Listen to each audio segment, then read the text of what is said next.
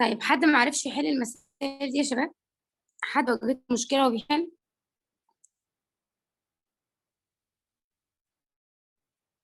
عنده أي سؤال؟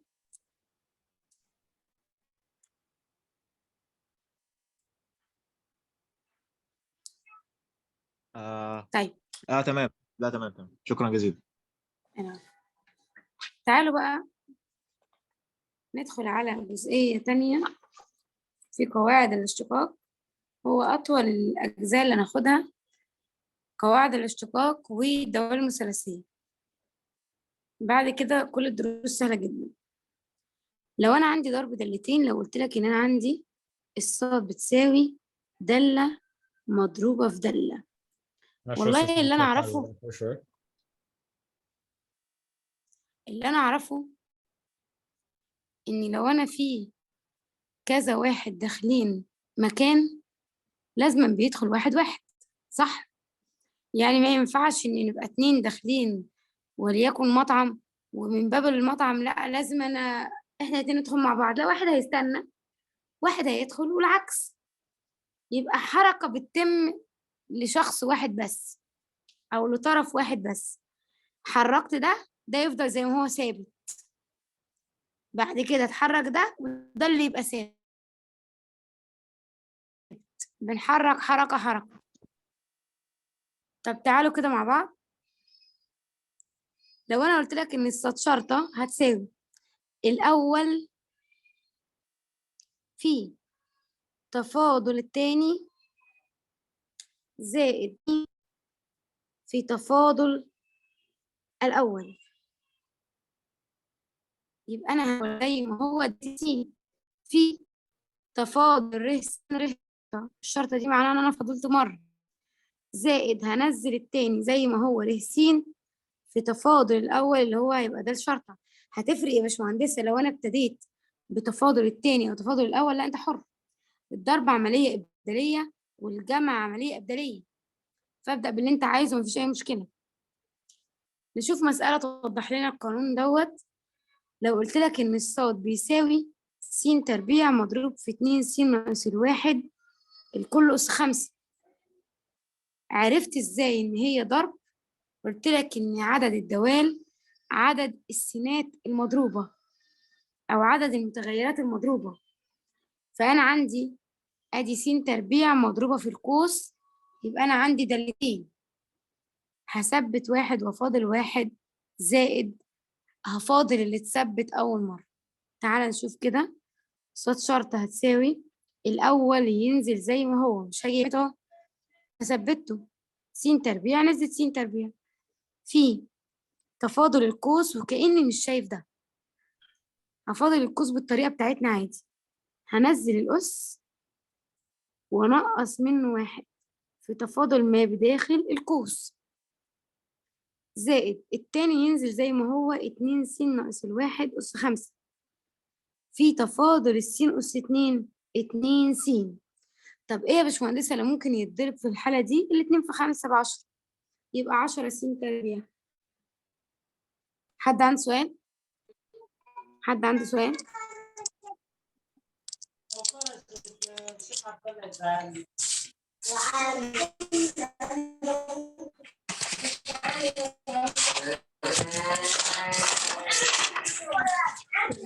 اللي فاتح المايك يقفله يا شباب بعد عشان المايك يقفله يا شباب عشان ما نضيعش وقت المحاضرة.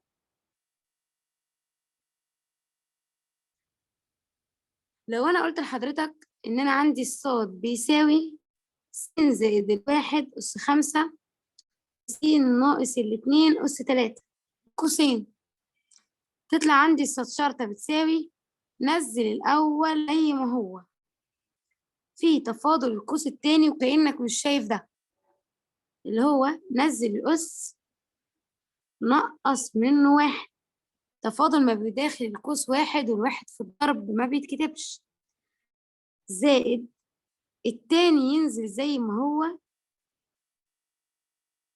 في تفاضل الأول، هنزل الأس ونقص منه واحد في تفاضل ما بداخل القوس واحد والواحد في الضرب ما بيتكتبش، يبقى دوت ضرب دالتين. حد عنده سؤال؟ حد عنده سؤال؟ طيب نيجي بعد كده لجزئية تانية وهي اسمة الدالتين. لو قال لي إن أنا عندي الصاد هي دالة على دالة، القانون اللي احنا نقوله دوت جاي من القانون ده أصلا، اللي هو يطلع بعكس الإشارة ويعمل عملية ضرب دالتين. بس الراجل قال لك توفيرا للكلام دوت هنقول قانون المقام تربيع. المقام تربيع. المقام قبل ما انسى في تفاضل البسط ناقص البسط في تفاضل المقام. المقام تربيع، المقام في تفاضل البسط ناقص البسط في تفاضل المقام. حد عنده سؤال؟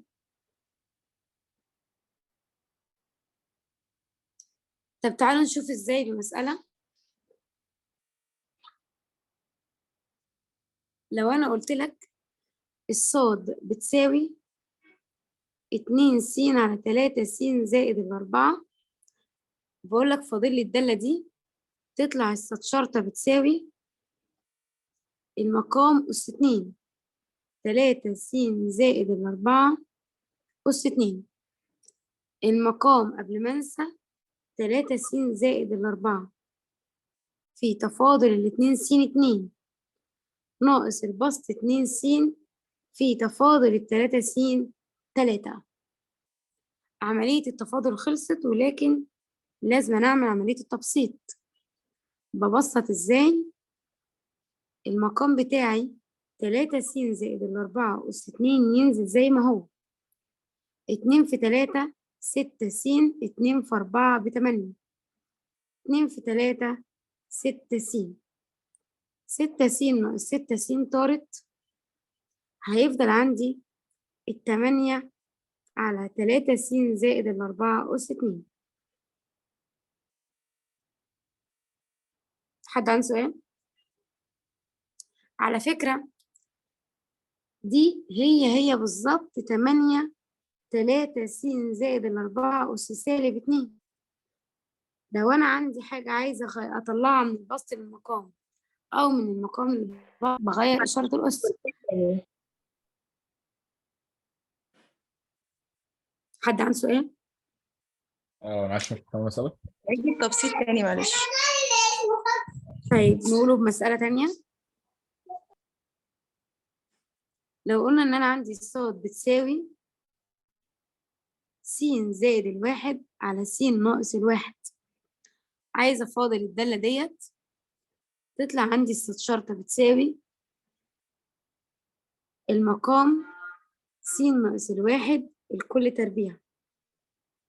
المقام قبل ما انسى س ناقص الواحد تفاضل السين بواحد، والواحد في الضرب ما بيتكتبش، ناقص البسط س زائد الواحد تفاضل المقام بواحد، والواحد في الضرب ما بيتكتبش. تعالى نبسط المسألة. المقام مش دعوة بيه، هينزل س ناقص الواحد أس 2.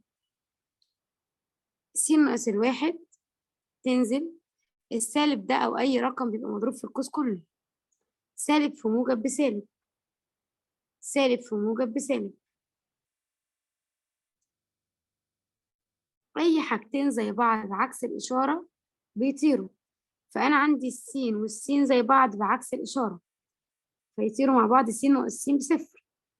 هيتفضل لي -1 وسالب 1، خسرت جنيه وخسرت جنيه، يبقى أنت خسران كام؟ 2 جنيه. فأنا بقول لك أنا خسرت 1 وخسرت 1، يبقى أنا خسران 2.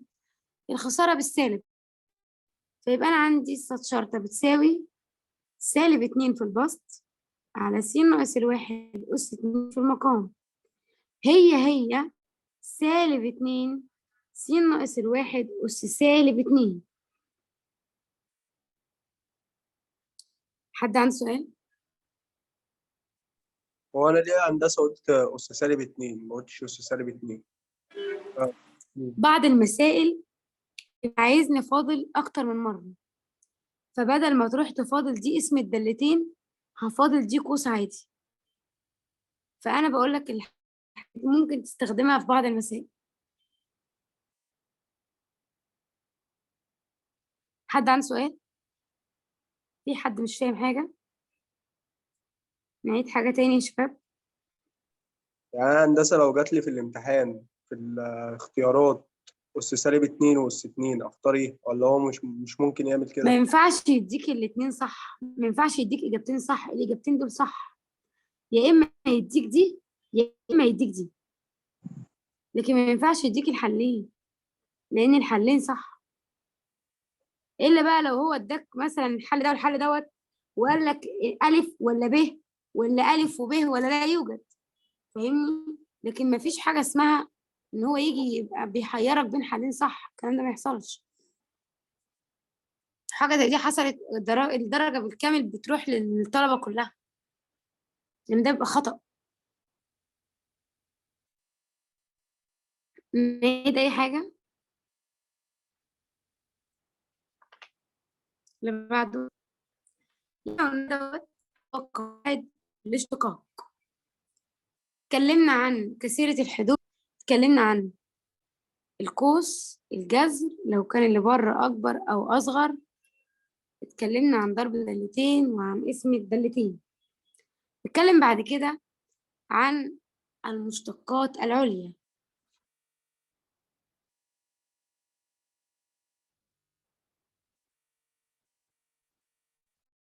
ركزوا معايا، المشتقات العليا مش هتسمعوها بالطريقة دي في أي مكان تاني، ولا في ولا غيره، فركزوا معايا وأنا بقولها. لو أنا جيت قلت لحضرتك إن أنا عندي الصاد بتساوي س أس 4 ناقص 3 س زائد الواحد، وبقول لك إن أنا عايزة أفاضل الدالة دي 4 مرات. قبل ما أقول لك فاضلها لي 4 مرات لازم تعرف إن التفاضل بالنسبة لي هو حاجة من الاتنين، يا إما عدد الشرط يا إما الأس للدال. يعني لما أقول لحضرتك صاد شرطة يبقى فاضلت مرة، صاد شرطتين يبقى هفاضل مرتين، صاد 3 شرط 3 مرات، وهكذا. الصاد شرطة هي نفسها الدال صاد على الدال س، والصاد شرطتين هي نفسها دال تربيع صاد على الدال س تربيع.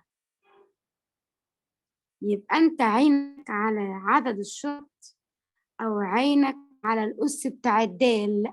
الدال الرمز للتغير هو دال بالعربي ودلتا بالإنجليزي، فأنا عيني على الدال أسها كام عشان أعرف أنا هفاضل كم مرة، ليها إثبات لكن مش عليكم.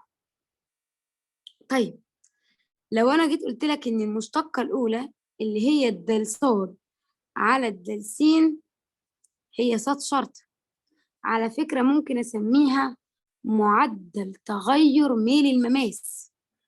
فلو أنا جيت قلت لك اوجد معدل تغير ميل المماس، يعني بقول لك فاضل الدالة مرتين.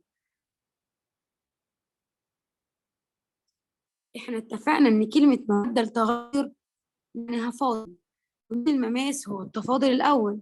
طب لما اجي اقول لك فاضل التفاضل الأول يبقى هو عايز التفاضل التاني، أي دالة بفاضلها بتوديني اللي بعدها. تعال نفاضل كده، هنزل الأس ونقص منه واحد. تفاضل التلاتة س 3، تفاضل الثابت بصفر. عايز يفاضل كمان مرة د تربيع صاد على د س تربيع أو صاد شرطتين. نزل الأس يبقى 4 في 3، مش هضربها دلوقتي وهقول لك ليه بعد شوية. هنقص من الأس واحد، د أس 3 صاد على د س أس 3 اللي هي المشتقة التالتة 3 شرط. هنزل الأس يبقى الأول نزلت الأس 4، بعد كده نزلت التلاتة، بعد كده نزلت الاتنين، مش هسكت لسه هنزل الواحد. د أس 4 صاد على د س أس 4 هي صاد 4 شرط، هيبقى 4 في 3 في 2 في 1. أنا عندي حاجة في الرياضة اسمها المضاريب. إيه المضاريب دي؟ بيقول لي المضروب، لو أنا جيت قلت لك أنا عايزة أجيب مضروب الواحد بواحد، مضروب الاتنين 2 في 1، مضروب التلاتة 3 في 2 في 1، مضروب الأربعة 4 في 3 في 2 في 1، وهكذا. فالمضروب معناه إنك بتضرب الأرقام تنازلي وصولا لحد الواحد. طيب لو أنا قلت لك 4 في 3 في 2 في 1 أرقام تنازلية من أول الأربعة لحد الواحد، ده مضروب الأربعة. يبقى من الآخر لو أنا جيت قلت لك الصاد بتساوي س أس ن، يبقى أعلى تفاضل هينفع تفاضله هو د ن صاد على د س ن. لازما الاتنين ليهم علاقة ببعض، أعلى مشتقة متناسبة مع أعلى أس، وهيبقى مضروب الأس اللي عندي. طب لو كانت الصاد بتساوي أ في س أس ن، يطلع عندي الدال ن صاد على الدال س أس ن هتساوي الألف في مضروب النون. فيها مشكلة؟ يعني لو أنا قلت لحضرتك الصاد بتساوي س أس 5 ناقص 3 س زائد الأربعة، أول حاجة أنا ينفع أفاضل كم مرة؟ 5 مرات، والسادسة بصفر. عرفت إزاي؟ لأن أعلى أس عندي 5، يبقى مش هينفع أفاضل أكتر من 5 مرات، والمشتقة الستة هتطلع بصفر. طيب المشتقة الخامسة أعرف أجيبها على طول من غير ما أفاضل؟ هي مضروب الخمسة. طب أمال المشتقة السادسة هتساوي إيه؟ هتساوي صفر، لأن ده بقى رقم خلاص. طب لو كان قال لي إن الصاد بتساوي 3 س أس 4 ناقص 8 س، عايزة أجيب المشتقة الرابعة. المشتقة الرابعة هتساوي 3 في مضروب الأربعة، لما ألاقي رقم حطه. طب أمال المشتقة الخامسة بتساوي إيه؟ بتساوي صفر، مش موجودة. تفاضل الثابت بصفر. فيها مشكلة؟ طيب لو أنا جيت سألتك سؤال تاني، لو قلت لحضرتك اوجد قيمة ن التي تجعل د تكعيب ص على الد س تكعيب لا تساوي الصفر. لو أنا عايزة أفاضل 3 مرات،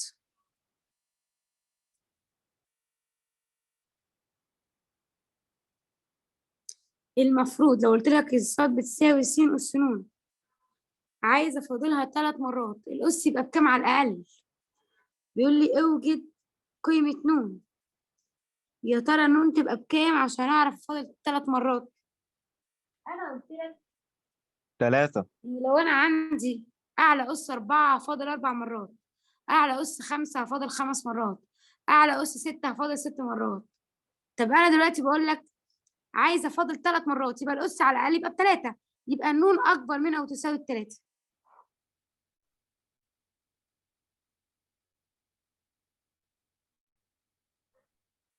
حد عنده سؤال؟ طيب آخر سؤال ممكن يتسأل لك في المشتقات العليا،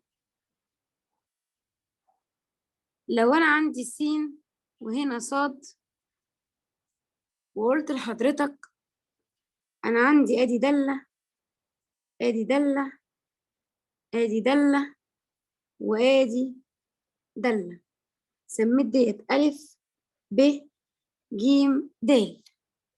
اشرح لكم حاجة في الأول. لو أنا جيت قلت لحضرتك إن الصاد بتساوي س زائد الواحد، دي اسمها دالة خطية، دالة خط مستقيم تترسم خط.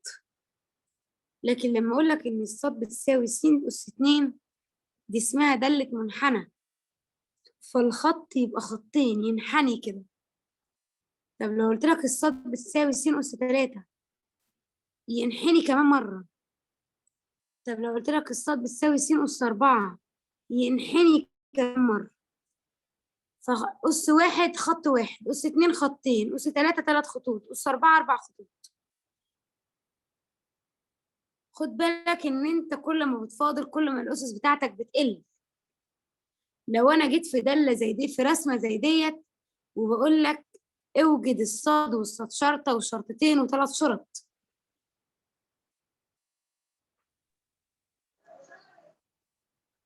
تعالوا مع الجيم بعض كده. ايوه، الجيم هتبقى بصاد 3 شرط، والدال هتبقى بصاد تمام. والالف هتبقى بصاد شرطه، والب هتبقى بصاد. حد عنده سؤال تاني؟ حد عنده اجابه تانية؟ حد عنده اجابه تانية؟ هي مش المفروض ب تبقى التفاضل الأول وألف التفاضل الثاني ودال التفاضل الثالث؟ حد عنده اجابه ثالثه؟ لحظة واحدة، هو ايه المطلوب؟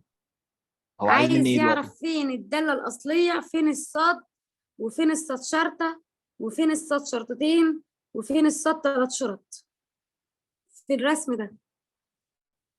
هو انا لما بفاضل الصاد اي العادية هي أكبر حاجة، والصاد الأربع شرط هي أقل حاجة.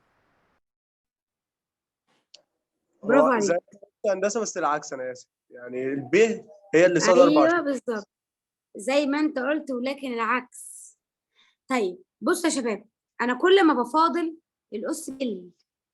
فلو انا الاس بتاعي اس 4، او خلينا اس 4، اوكي، اجي الاقي السات شرطه تخليهولي اس 3، السات شرطتين تخليهولي اس 2، السات 3 شرط تخليهولي س اس 1. فكل ما فاضل كل ما يحصل ايه للاس بيقل، ما هو اسمه معدل تغير. فالاسس بتقل مع التفاضل، الاسس بتقل والرسم بيقل. معنى